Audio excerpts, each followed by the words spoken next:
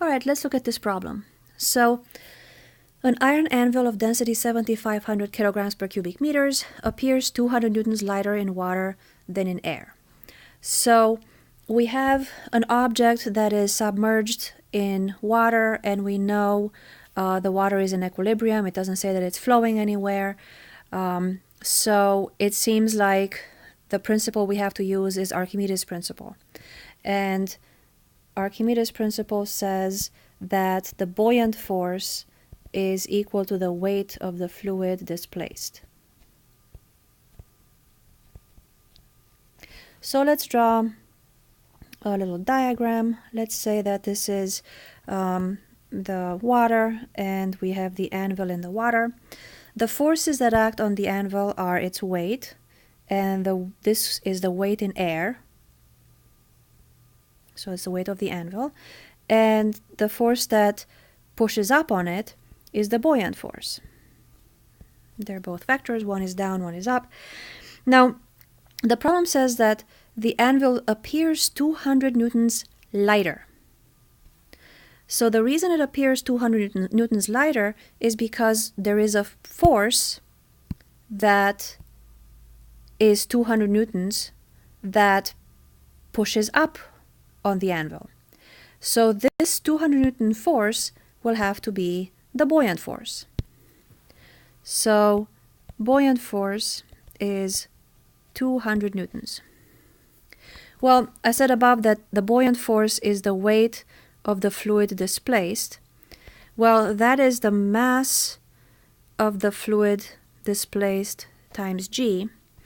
We can write the mass in terms of the density of the fluid times the volume displaced times g. Now, what is the volume displaced? How much volume of the water was displaced?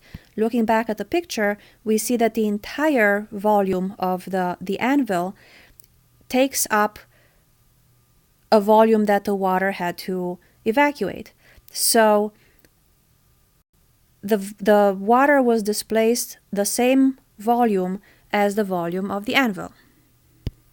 So that means that the weight of the fluid displaced, or the buoyant force, is the density of the fluid, the density of the water, times the volume of the anvil times g. So now set these two equal to one another, and we end up with 200 newtons is equal to the density of the fluid, density of water, volume of the anvil, times g. So we solve for the volume of the anvil and get 200 newtons divided by 1,000 kilograms per cubic meters times 9.8 meters per second squared. So plugging the numbers into a calculator will give us the volume of the anvil to be 2.04 times 10 to the negative 2 cubic meters.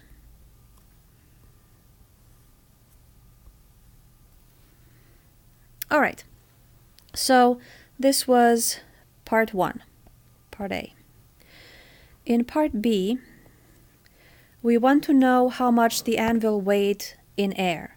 So the weight of the anvil is the mass of the anvil times g. Well, the mass of the anvil is the density of the material it's made out of, which is iron, times the volume of the anvil, then times g.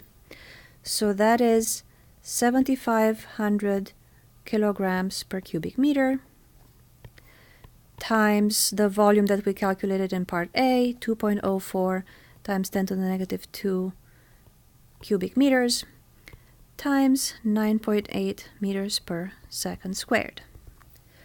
Plugging everything in, we get 1.5 times 10 to the third newtons. So that is the actual weight of the anvil. We set it on a scale in air, and we're measuring 1.5 kilonewtons. In part C, we're looking for the apparent weight of the anvil. So what does apparent weight mean? It means that if we had the scale placed in the water now, and we try to weigh the anvil in the water, it wouldn't weigh 1.5 kilonewtons. It would weigh something else. So apparent weight would